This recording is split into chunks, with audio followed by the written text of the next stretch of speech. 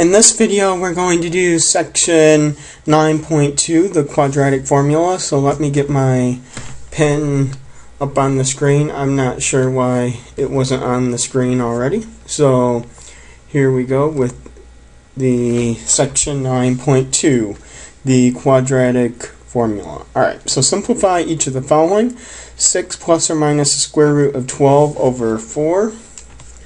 And I don't know why you all are seeing part of that calculator down there.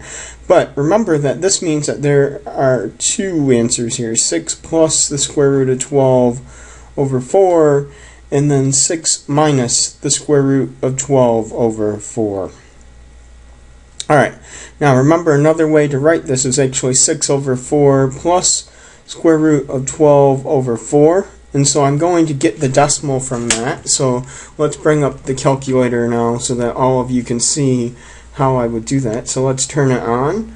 So 6 over 4 plus, and then let's go to the square root of 12, 12 over 4, and that gives me a decimal of about, let's write that down, 2.366. Now let's go to the other one here. So the same sort of thing. 6 over 4 minus the square root of 12 over 4. And that means that we have this right here, which is about 0.634. So again, I would recommend using your calculator for that. Alright, so let's look at the next one. This is 6 plus the square root of 10. 10 plus the square root of 40 over 6. And then we have 10 minus the square root of 40 over 6. So let's figure out both of these. Again, I recommend using the calculator. So 10 over 6 plus the square root of 40 over 6, and that will give you a 2.721. So 2.721, and then now we have 10 over 6 minus the square root of 40 over, and I don't know why that calculator just went over there. Sorry about that.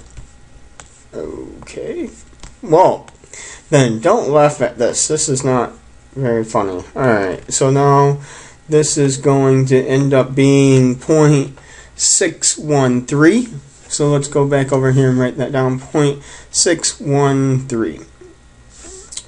So let's make that a little bit more clear. 613. Alright, so hopefully that all makes sense of how we're going to actually go and enter most of these final answers into the calculator here. So I don't think that you need to see me use the calculator over and over again, so I'm just going to move on to example 2. Solved by the quadratic formula. The quadratic formula was that little part that I skipped over on the end of the last page, but it's really saying that x is equal to negative b plus or minus the square root of b squared minus 4ac all over the 2a.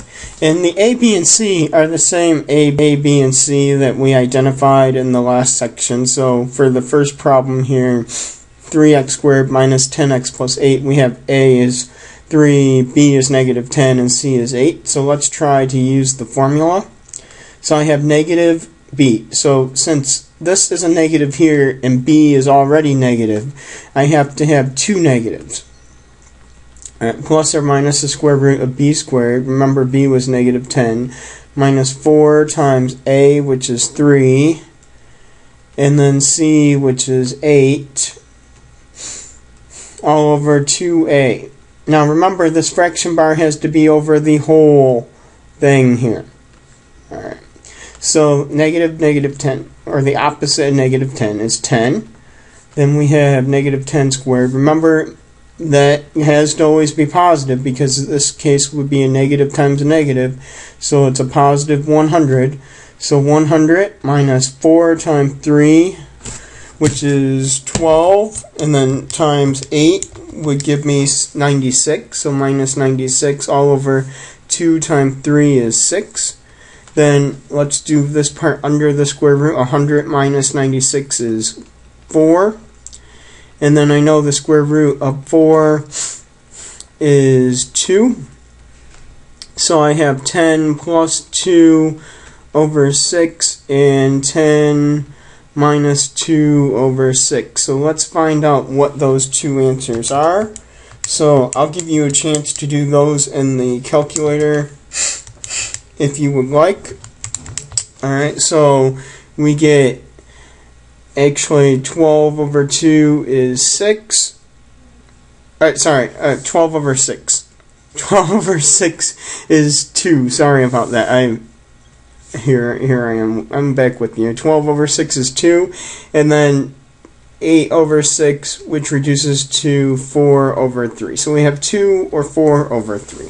So again, this shouldn't be too bad for you to try to practice using the quadratic formula. Alright, let's go on to example B.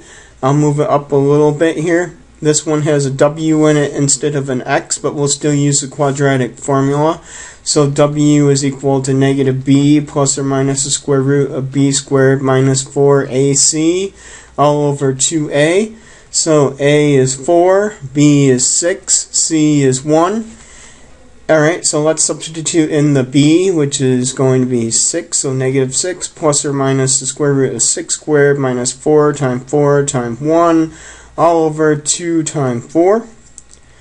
So let's simplify this. 6 squared is 36, and 4 times 1 is 16. So 16 all over 2 times 4, which is 8. And now what do we have? We have negative 6 plus or minus 36 minus 16 is 20 all over 8. Then split this up into two problems. Negative 6 plus or minus the square root of 20 over 8 will then be negative 6 plus square root of 20 over 8 and negative 6 over 8 minus square root of 20 over 8. So I'll give you a chance to try to do all of that in the calculator. I believe in all of you. I know that you will get something that's like negative 0.191. And then if we have negative 6 over 8 minus square root of 20 over 8, you get something like negative 1.309. So hopefully you all are enjoying the quadratic formula, and you are sort of getting used to how this works before we try another one. Alright, now we're going to do part C. So now we have 4t plus 3 is equal to 4t squared. So let's set this equal to 0. Subtract the 4t. So 3 is equal to 4t squared minus 4t. And then subtract the 3. So we have 0 is equal to 4t squared minus 4t minus 3. So we have A is 4, B is negative 4, and C is negative 3. Alright, so this problem has a t, so we'll use the quadratic formula, but we have t now, so negative b plus or minus square root of b squared minus 4ac all over 2a. So remember b is negative, so we have to remember to have two negatives here again. So negative 4 plus or minus the square root of negative 4 squared minus 4 times the a times the c all over 2a. So negative 4, that's a positive 4. Then negative 4 squared is 16. And then we have 4 times 3 is actually a 48. So we actually have plus 48 all over 8. Alright, so now what do we have here? We have 4 plus or minus the square root of 64 over 8, but the square root of 64 is actually 8, so 4 plus or minus the 8 over 8. So we have two answers here, 4 plus 8 over 8, and 4 minus 8 over 8. So 4 plus 8 is 12. So 12 over 8 reduces to 3 over 2.